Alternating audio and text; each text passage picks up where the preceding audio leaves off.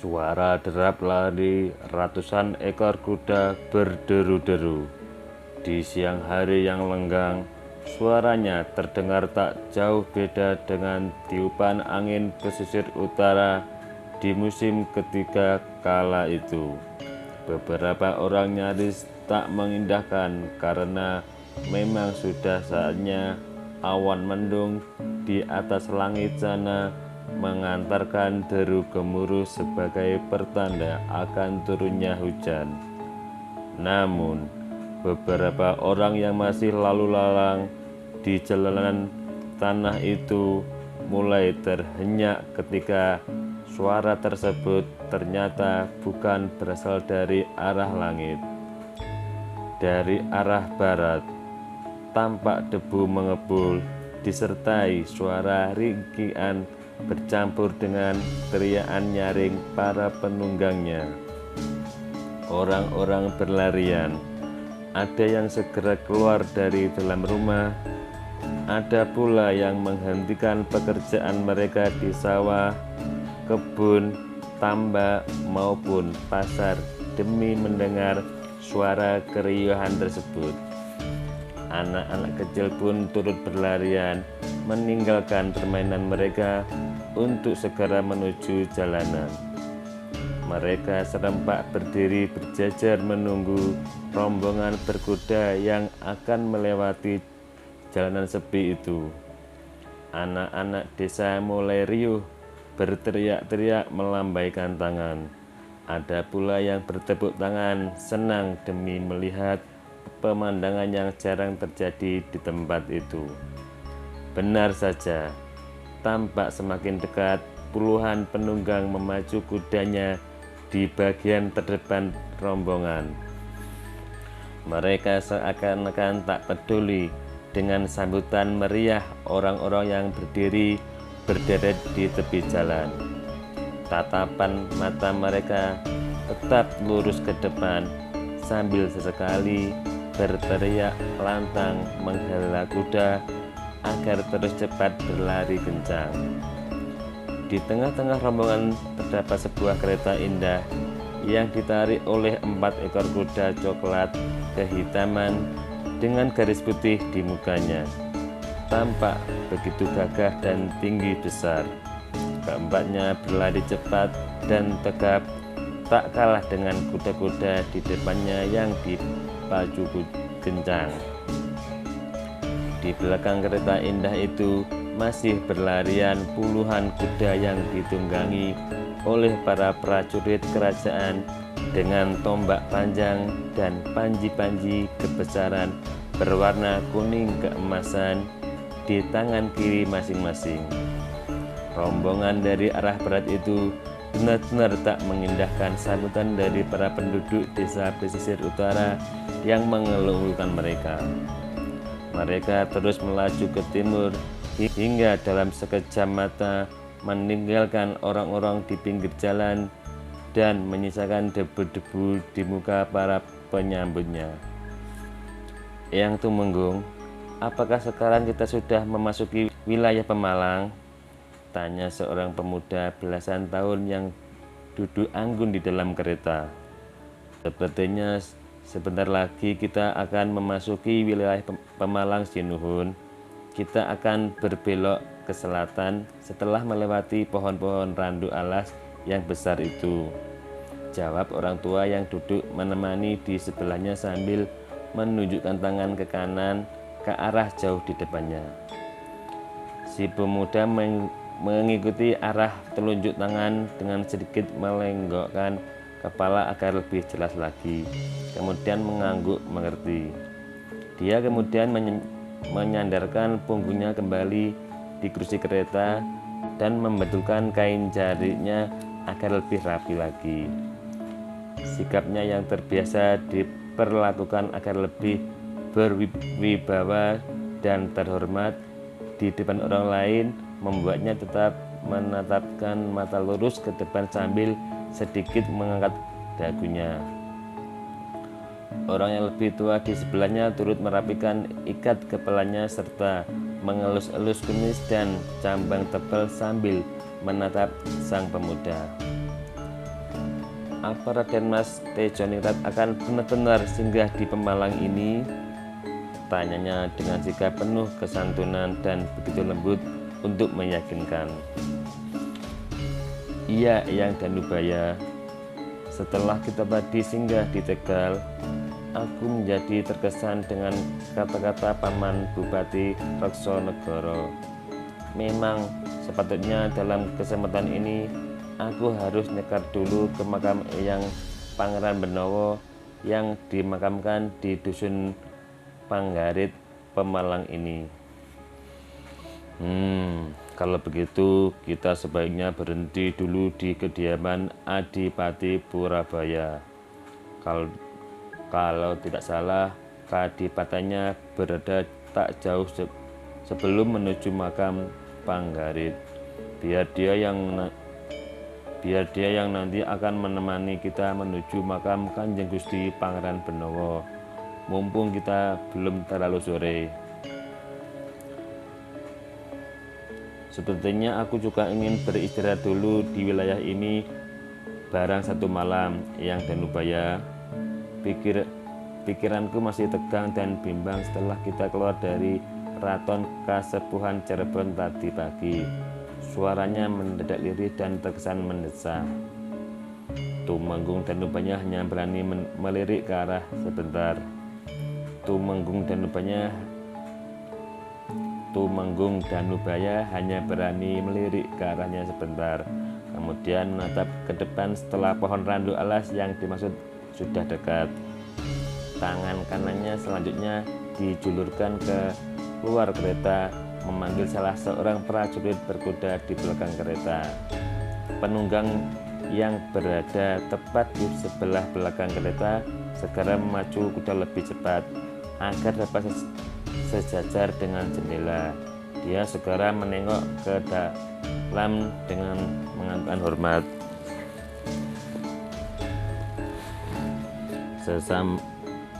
Sampaikan kepada kepala barisan di depan agar berbelok ke kanan setelah pal pitu randu alas di pertigaan depan sana. Kita akan singgah di Kadipaten Pemalang. Suruh dia agar segera menemui Adipati Purabaya untuk mengabarkan bahwa rombongan putra mahkota dari Mataram akan datang, teriaknya keras. Prajurit itu mengangguk hormat dan segera menghala kudanya agar berlari lebih kencang lagi menuju barisan paling depan untuk menyampaikan perintah. Tampak dua orang prajurit terdepan segera melajukan kudanya begitu kencang meninggalkan rombongan menuju ke arah selatan. Salah seorang kepala regu pasukan yang lain memberikan aba-aba dan teriakan keras dari depan agar laju kuda dikurangi lagi kecepatannya. Maka rombongan berkuda itu pun mulai melambatkan perjalanannya setelah tunggangannya berbelok ke arah jalan selatan. Nah, jika kita lurus ke arah selatan sana, maka kita akan mendaki Gunung Slamet dan menuju wilayah pasir atau Banyumas, terang Tumenggung Danubaya. Jauhkah Kadipaten Pemalang dari sini, Eyang Tumenggung? Tanya Raden Tejoningrat kembali. Oh tidak, Jinuhun, kurang lebih 108 kuda kereta ini. Kita akan sampai di Kadipaten Pemalang, jawabnya menerangkan. Apakah Paman Danubaya pernah berkunjung ke sana? Tanya Raden Tejoningrat lebih lanjut. Pernah, Jinuhun. Kalau tidak salah, keempat kalinya aku datang kemari. Lagi pula, keluarga kami pun masih ada pertalian darah dengan keluarga Bupati Pemalang. Bapak Gede Sebayu adalah keponakan dari Kanjeng Pangeran Benowo sendiri. Kami sama-sama berasal dari daerah Keraton Pajang. Kami sama-sama berasal dari daerah Keraton Pajang. Karena suatu hal, Kanjeng Pangeran Benowo lengser ke Prabon dan akhirnya memilih untuk mencari kehidupan yang lebih tenang di wilayah barat laut dekat pesisir utara tanah Jawa Dwipa ini. Selanjutnya Bapak Gede Sebayu membuka wilayah baru di wilayah barat Malang, tepatnya di sebelah barat Kaligung, yang kemudian diberi nama menjadi Tetegal atau disebut Tegal saja. Sedangkan Kanjeng Sinuhun Pangeran Benowo memilih menetap di Pemalang hingga akhir hayatnya. Nah, Bupati Pemalang yang ketiga ini adalah cicit dari Kanjeng Pangeran Benowo. Adipati Surabaya adalah putra dari Adipati Manguneng.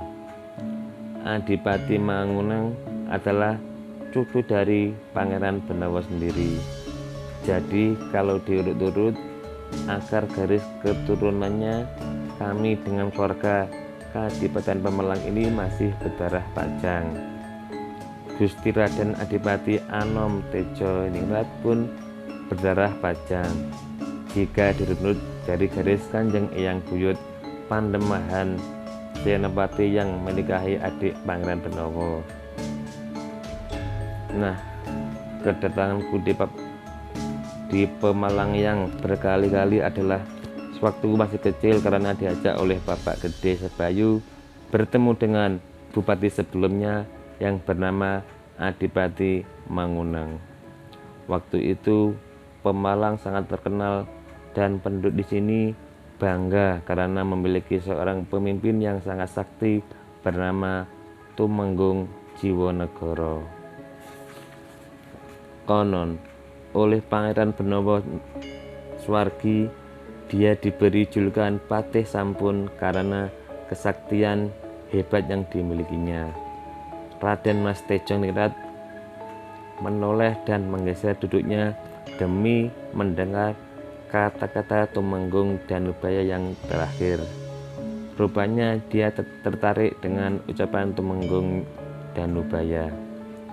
Oh, ceritakan tentang kesaktian Patih Sampun itu, Paman, ucapnya penuh harap dengan tatapan mata lekat kepada orang tua di sebelahnya. Tumenggung Danubaya tersenyum dan mengangguk hormat karena kata-katanya diperhatikan oleh calon pewaris tahta Mataram itu.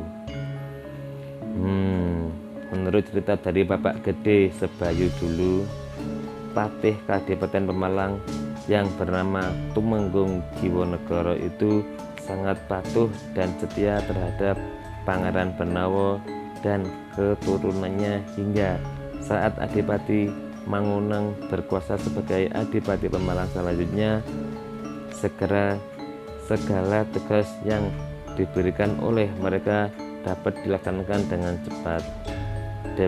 Demikian pula waktu Kanjeng Sinuhun Sultan Agung di Mataram memerintahkan untuk membuka jalan dan jembatan bagi kelancaran pasukan Mataram yang akan bergerak ke barat menyerbu para kompeni VOC di Betawi.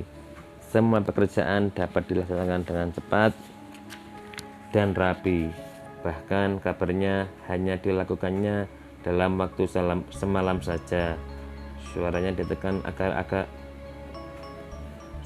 ditekan dan agak dikeraskan. Raden Mas Tejo Ningrat berbalik nyaris tak percaya atas ucapan Tumenggung Danubaya yang terakhir. Matanya lekat ditatapkan kepada Tumenggung Danubaya yang ditetap hanya menganggukkan kepala untuk meyakinkan apa yang dikatakannya. Satu malam, Eyang, katanya dengan mulut menganga takjub. Betul, Sinuhun. Semuanya dilakukan hanya dalam waktu semalam setelah perintah diberikan. Bahkan untuk mempermudah hubungan dengan daerah-daerah di Pemalang, dari mulai pemerintahan Kanjeng Pangeran Benowo hingga Adipati Manguneng dilakukan semua olehnya. Dulu sewaktu diutus oleh Kanjeng Eyang Pangeran Benowo untuk membangun jembatan, keesokan harinya Patih Jiwonegoro menghadap dan melaporkan bahwa tugasnya telah selesai dilaksanakan. Kanjeng Pangeran terkejut mendengar laporan bahwa pekerjaan tersebut sudah jadi. Mendengar jawaban Patih Diponegoro itu, Pangeran Benawa tercengang. Untuk membuktikan kebenaran ucapannya, maka pada pagi hari itu beliau meninjau jembatan yang harus dibuat itu. Ternyata apa yang diucapkan Patih Diponegoro memang benar adanya. Di sungai tersebut telah terbentang jembatan yang dikehendaki. Sejak saat itu, semakin yakinlah Kanjeng Pangeran Benawa atas bukti dan kesetiaan Patih Diponegoro, putra asli Pemalang yang masyhur kesaktiannya itu hingga dijuluki sebagai Patih Sampun, karena setiap diberi pekerjaan maka keesokan harinya akan datang dan mengatakan sampun dados. Beliaulah yang berjasa melaksanakan pembangunan di Kadipaten Pemalang ini. Jasa Adipati Manguneng juga besar bagi Mataram. Dulu sewaktu Sultan Agung berperang untuk menundukkan Surabaya, Adipati dari Pemalang ini pun mendapat tugas sebagai tumenggung untuk menundukkan wilayah penting bagi Mataram. Perbincangan panjang dari Tumenggung Danubaya terhenti ketika sang kusir kereta memberitahukan bahwa kini mereka sudah berada di depan halaman Kadipaten Pemalang. Buru-buru Tumenggung Danubaya melenggokkan kepalanya. Tampak di depan rombongan berkuda itu sudah berjejer rombongan penjemput dari Kadipaten Pemalang. Rupanya 2 orang prajurit Mataram yang diutus untuk menghadap sang Adipati Pemalang telah melaksanakan tugasnya.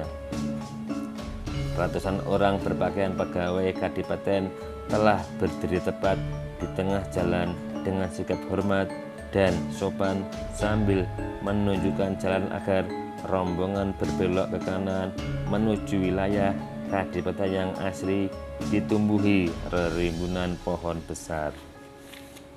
Nah, rupanya kita telah sampai di Kadipaten Pemalang. Anak Mas Tejoningrat, besok Tumenggung Danubaya lebih lanjut.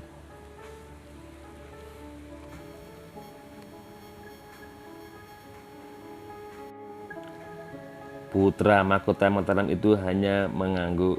Sekali lagi dia membetulkan baju beskap beludru biru tua dan kain jaritnya dengan sikap kebangsawan agar tampak lebih berwibawa. Matanya ditebarkan kepada orang-orang yang sedang menatapnya dengan senyum dan sikap hormat atas kedatangannya. Pandangannya sebentar kemudian diarahkan ke halaman Kadipaten yang dinaungi banyak pohon tinggi besar dengan daun-daunnya yang rimbun sehingga dapat memayungi sinar matahari yang menyengkat panas di wilayah pesisir itu. Dengan tergopoh-gopoh seorang bangsawan berpakaian bagus segera datang menghampiri dan menganggukkan kepala di depan pintu kereta tepat di sebelah Adipati Anom Mataram. Senyumnya menyungging lebar dengan sikap tangan ngapurancang sebagai tanda hormat dan pengakuan derajat yang lebih rendah. Dialah Adipati Purabaya, Bupati Pemalang ini, anak Mas, bisik Tumenggung Danubaya di telinganya. Raden Mas Tejoningrat mengangguk dengan sedikit senyuman menatapnya. Buru-buru lelaki berusia 40 tahunan itu membukakan pintu dan mempersilahkan agar tamu segera turun dari keretanya. Selamat datang di tempat yang kotor ini, anak Mas Kanjeng Adipati Anom Mataram. Tak aku sangka-sangka ada orang terhormat dari negara agung Mataram yang bersedia singgah di tempat terpencil ini. Sambutnya penuh keramahan dan rendah hati. Terima kasih Paman Adipati, terima kasih atas sambutan kedatangan kami, jawabnya menurut menghormati keramahan Adipati Purabaya. Anak muda belasan tahun itu menerima sembah dan cium tangan dari orang yang usianya beberapa puluh tahun lebih tua darinya dengan sikap kewibawaan. Tumenggung Danubaya pun segera turun dan mendekat sang adipati. "Oh, Paman Danubaya, selamat datang di Pemalang, Paman." Sembah Adipati Purabaya tak kalah hormat, lalu mencium tangan Tumenggung Danubaya pula. Tumenggung Danubaya pun menerima sambutan tangan itu dan memeluk Adipati Purabaya penuh kerinduan. "Anakku Purabaya, apa kabar? Cukup lama kita tak saling berjumpa. Akhirnya pada kesempatan ini kita dapat dipertemukan kembali. Semakin makmur saja di wilayah kekuasaanmu ini. Di sepanjang jalan, persawahan begitu luas membentang hijau kekuningan bagaikan permadani Persia sejalannya.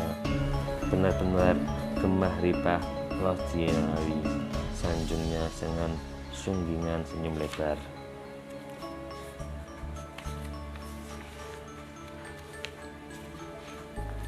"Terima kasih, Paman. Semua ini berkat doa Paman Danubaya dan restu dari Kanjeng Sinuhun Susuhunan di Mataram tentunya. Semoga saja wilayah ini tetap akan menjadi Mulyoharjo untuk selamanya," jawabnya merendah.